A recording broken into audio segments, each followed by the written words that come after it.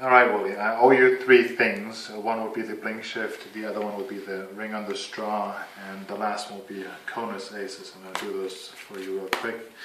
The blink shift is from a guy named Tom whatever in a Genie issue of 2005, and it looks something like this. So you have a card, you move forward, and this card changes, and it changes literally in the blink of an eye. I've never seen myself do it, but the one time I went to the card workshop, that was the one thing that kind of impressed a lot of them, because it's just overlooked. It's really quite simple. It's described as a shift to be done from the table, which would go something like this, but it's not near as easy, and it doesn't look near as natural because you have to pick up the cards at an angle. So in other words, you pick up the lower packet between your index finger and your thumb, and you pick up the upper packet straddled between your pinky on one side and your index finger on the other side, and on the short side your third finger and your middle finger. And then as you go, not as you go back, but as you go forward, you swivel the lower packet out and it comes back, and when you come back you square them up in your other hand. So if you do this in your hand, it's quite easy because you can grip it quite low. And again, if you try this in front of a mirror, maybe for 5 minutes, you'll notice it's that rocking motion that does it, and it's in the forward rock, so to speak, when you do it. And you can do it quite fast. I mean, it's not... The hands move this way naturally, the packets move this way naturally, which is, by the way, also, that's a shift that I don't do, but it's the Elish shift from Jack Carpenter's, but where they swivel as well, but they swivel lengthwise. I don't do this particular shift because I think it's silly to leave better cards on the table. As an excuse for a shift, I've always thought this to be, you know, I'm sorry I left those on the whatever. It didn't seem congruent to me because it's not.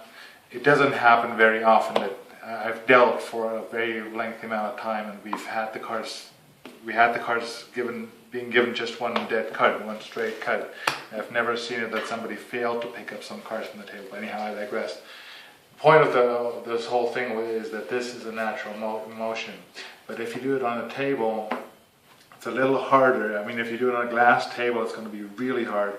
If you do it on a close-up pad, it's okay, because you have to roll your fingers a little so you can get enough purchase on these, because they have to stay in your hand even as you go forward. But anyhow, that is doable as well, and that's the blink shift. Now, the other thing I was going to tell you is this this bit with the ring on the finger, with the ring on the straw. Now, the method, obviously, it's obvious. It's not a magician fool. You do a fake transfer. You pick up the ring. I like to show the hand and say, would you hold out both your hands like this, hiding the ring and Ramsey subtly. But that's all you can do. I mean, the method is the method. In order to get the ring onto the straw, you have to slip it in on one side. The interesting thing about this is, if I did exactly what I pretended I would do, if I actually placed the ring in my hand, I picked up the ring like so, showed both sides, but there's really nothing on the ring. And if I were to place it underneath the spectator's hand, underneath my own hand, on top, and I could in fact literally show it like this. I mean, I don't have a spectator here right now, but you know the way I pretend. I could show it like this, and it would appear to be on there. The optical illusion I spoke of, I mean, that's an accurate statement. It actually would look like this. Actually, I should pinch it from the bottom. I don't obviously really ever do this, but this is exactly what it looks like later. So the optical illusion would work, and what you get, because everything you did would coincide what you pretended to do, you get a very convincing time frame for this time misdirection, for this parentheses of oblivion, as Ascanio called them. Because I hate it when people say something like, I'm going to count 21 cards and the 21st card is going to be your card, and it is not. Then it's obvious. It is not. It's not subtle. It's about as subtle as a sledgehammer. It's nothing. You immediately know that they did this. I mean, in my card in the beer bottle, I do the same thing when the cards, the aces are face up. I say, look, I'm going to control the aces. But I actually do control the aces, which makes sense. Otherwise it'd be transparent.